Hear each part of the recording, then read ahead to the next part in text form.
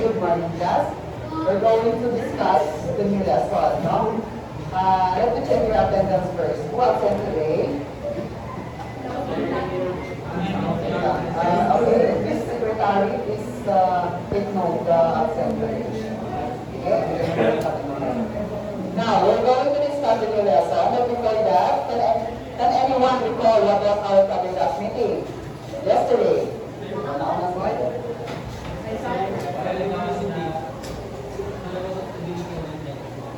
It's all about stability of the ecosystem. Yes, what else?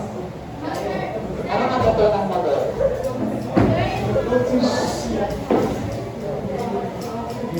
Ayaw. Pag tinawag, ito yung magano. What is the relationship between biodiversity and stability? Maintain in system. Pinabalat yung mga law of nutrients and law of energy. Law of energy. Now, we're going to discuss the lesson. Before that, let us proceed to the activity first. This activity is called Guess the Picture. Who wants to answer the number one? As you can see, we have really the big points now. Maraming big points. Yes. Okay. So that, sa pipiliin kung ano answer mo dyan na number one. Good!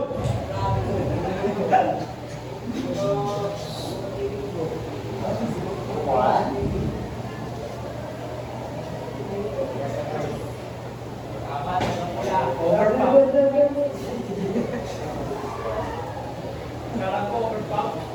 Okay, number one. Okay, tama. Overpass ng system. Kasi maraming figures na. Maraming organism sa isang fertility. Now, how about the number two? Sir, mga panayan, sir. Pagbigyan na ako isang letter A. Letter N.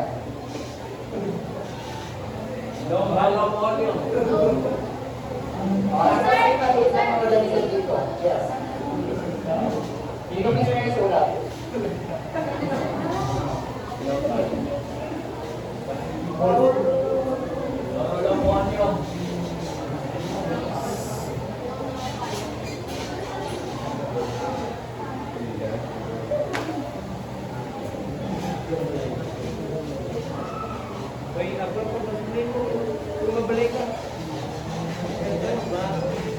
Okay.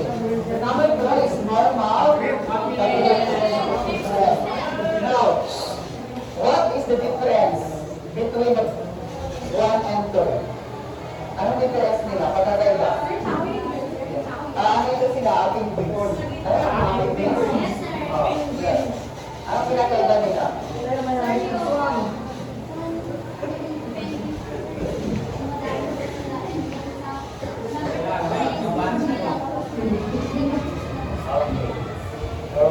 Pinaganda ko ka, dito maraming organism, dito, okay lang, maliit lang.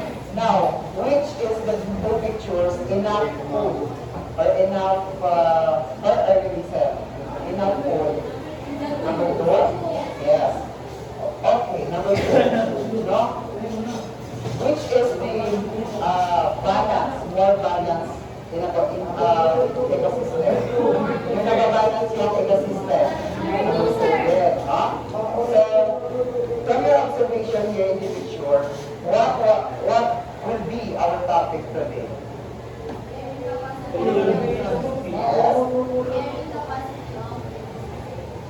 Carrying capacity of the system. Now, let us first define what is carrying capacity of carrying capacity, no? Who wants to read? Another hand. Yes, Pandadi.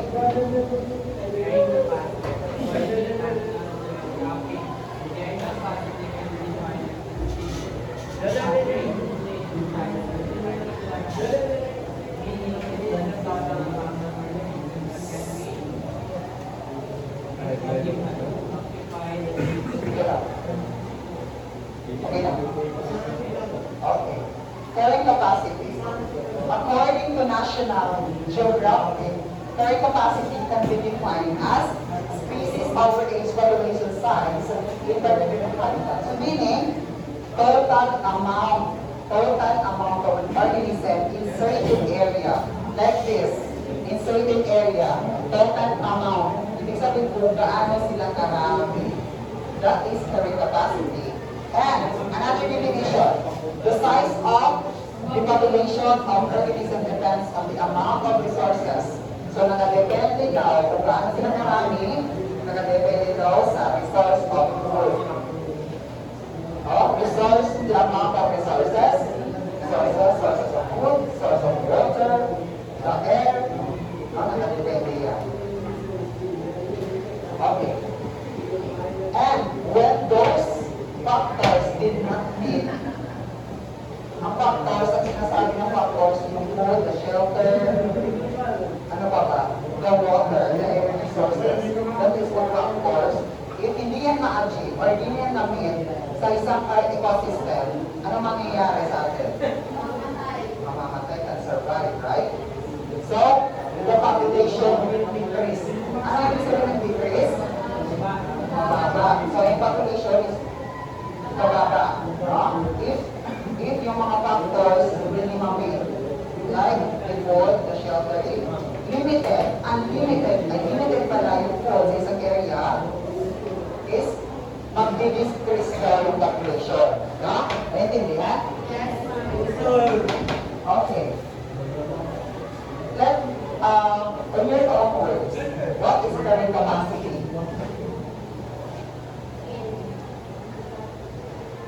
Ha? Kung ano lang yung naintindihan nyo, kung ano ba ang carrying capacity of the ecosystem. Sinabi ko. Yes. Okay, don't basahin dito. In your own words.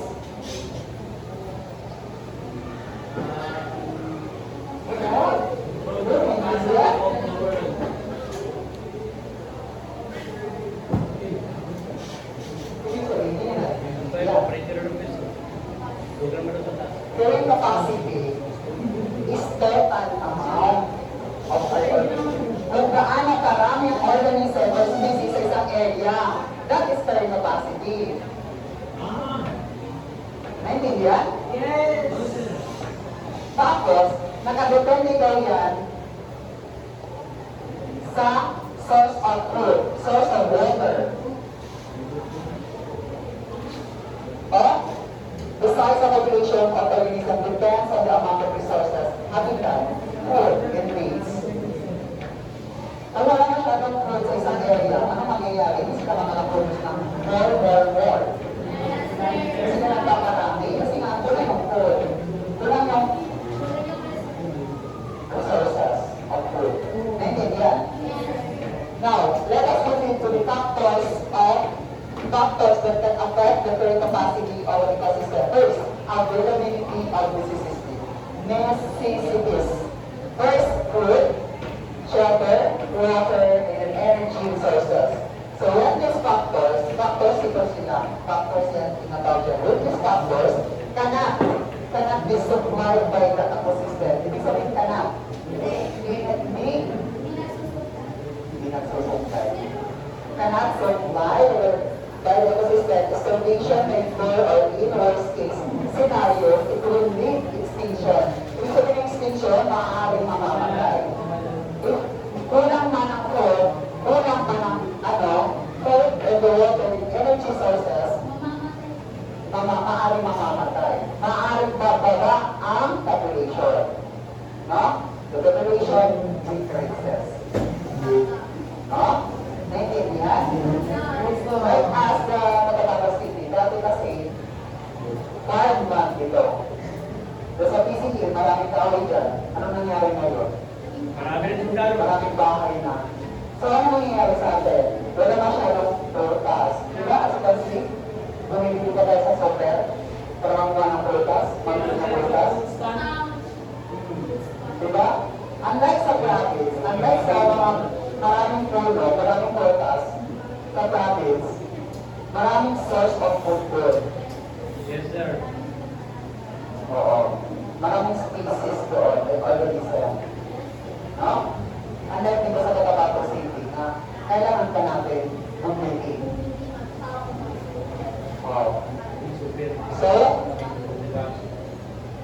yan ay ibig sabihin ng availability of necessities. Okay? Kung kulang man ang food sa isang area or the water and the shelter, if masira ang kagubatan, ano mangyayari?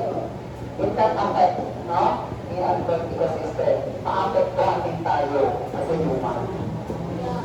Diba? Yan ba yun? Anong ba yung tumama dyan sa atin? Sa Mindanao? Sa Bukay. Anong nangyari sa... Ano dyan? Tapos nakabunan yung mga bahay. Anong ba yan? Anong area yan sa Makatoy? Ano ka diba? Yes, sir.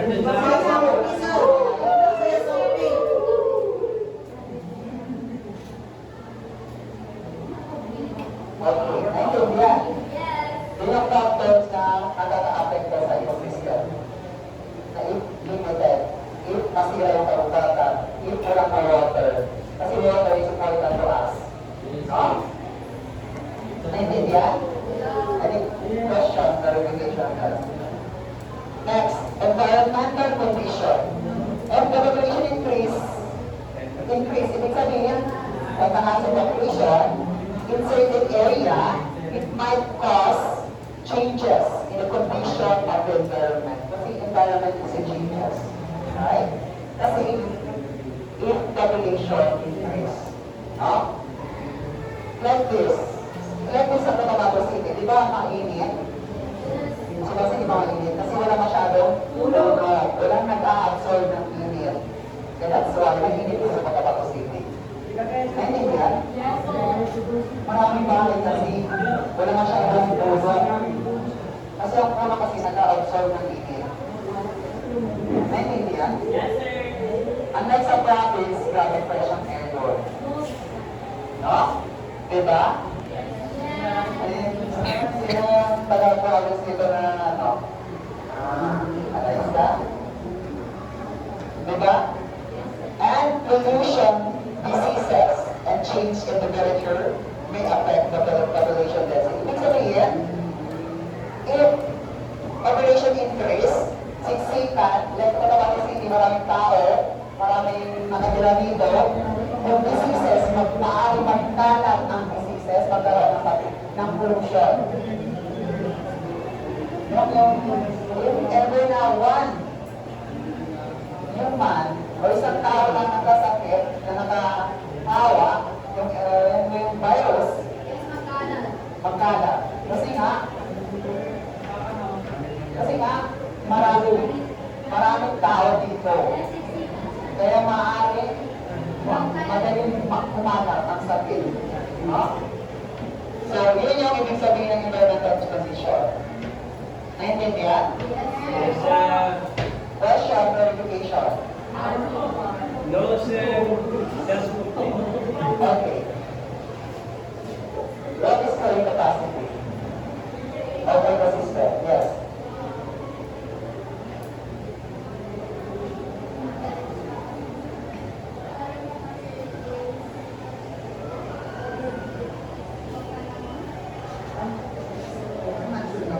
Total amount. Sabi tinanong pa ako.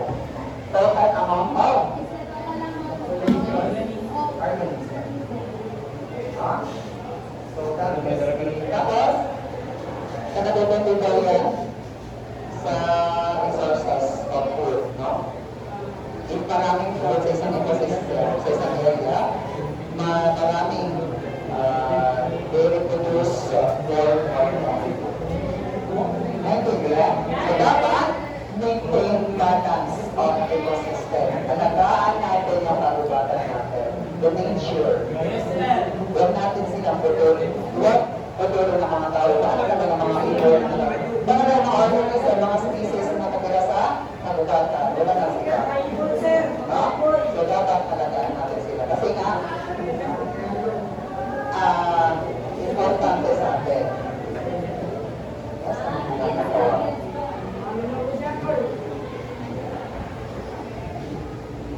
Panginoon?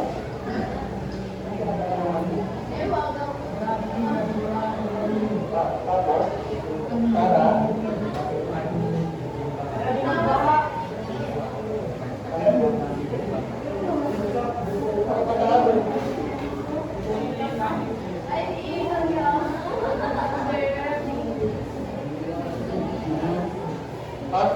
Now we're going to our activity.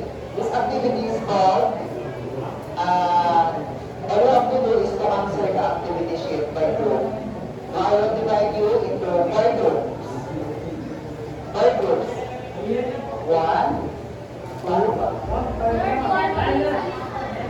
1, 2. 2, 3, 4. Kaya tayo sa gilid, 3 dito. Dito, 3. And 1, 2, 3, 4. All you have to do is i-check lang. Ayun lang ako ulit. Forma circle. Forma circle. Forma circle. O, sino mag-iisip dyan? Check lang naman yan. Ikaw di natatakbo ka lang set. Sige nga, forma circle. Dito.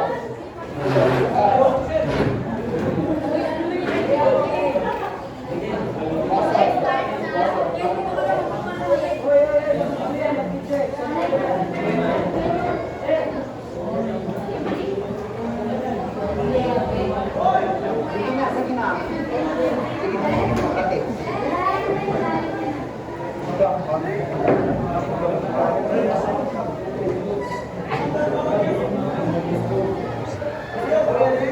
Kamay kan.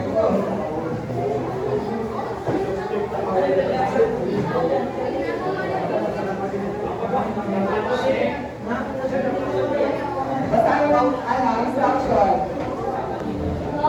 Basahin ang instruction. Basahin mo ng instruction. Wait na, huwag mag-answer. Ito ko ng-instruct. Analyze the pictures below and help our friend Natural to solve the problem. Put check if the column to the column if the situation is normal or not good to natural. Ibig sabihin, check nyo lang if yung situation is normal ba or good. Or normal ba or not good.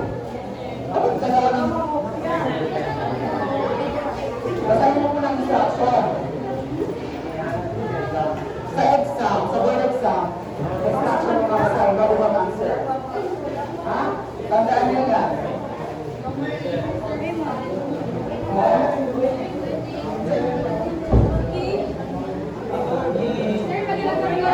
Saan ang tamang sagot dyan? Saan ang tamang sagot dyan?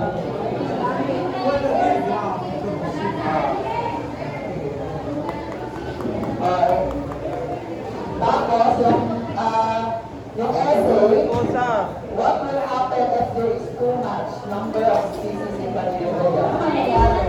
Kapag maraming organisms sa area, ano mangyayari?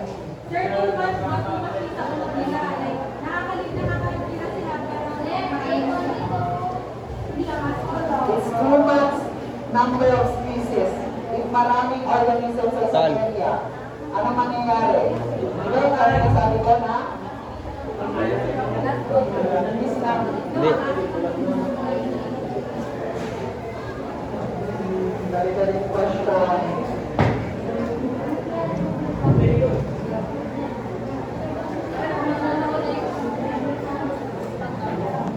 Sige, pagkaroon nyo yan. Diyan.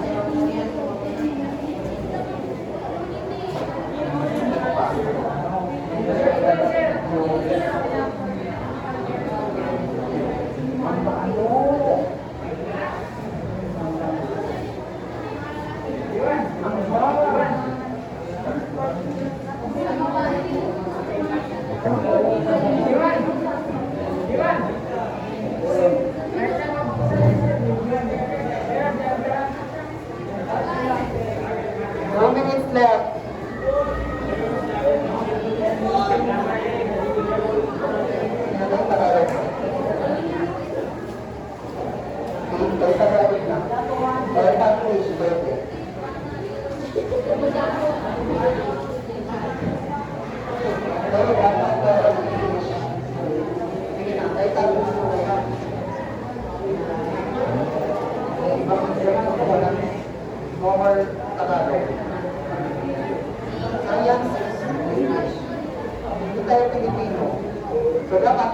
yan. Tingnan.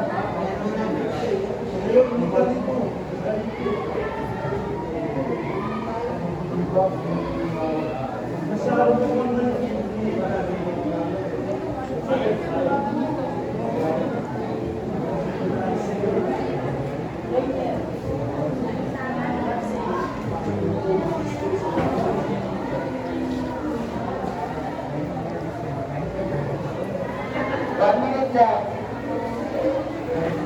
Wait lang po, sir.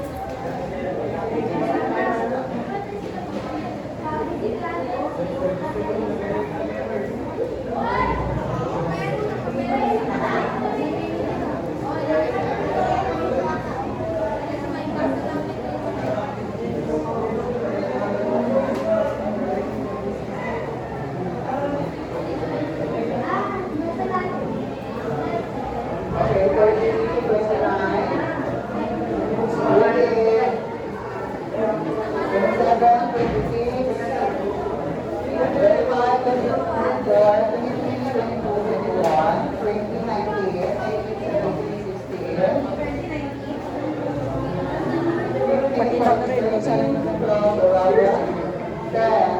Hindi pa, kita niyo okay na. Dito na yan.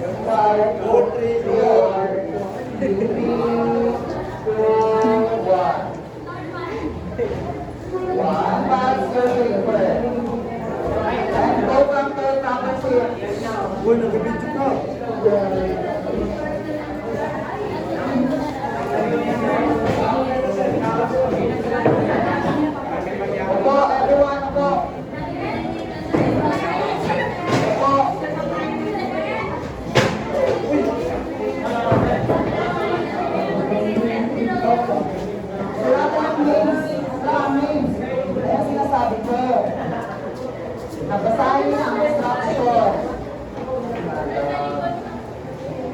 Your name, your group, your date, your section.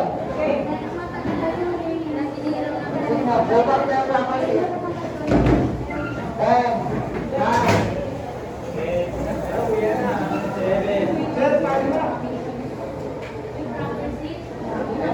10:54, what is it? stop ang tender mo sa dalawa.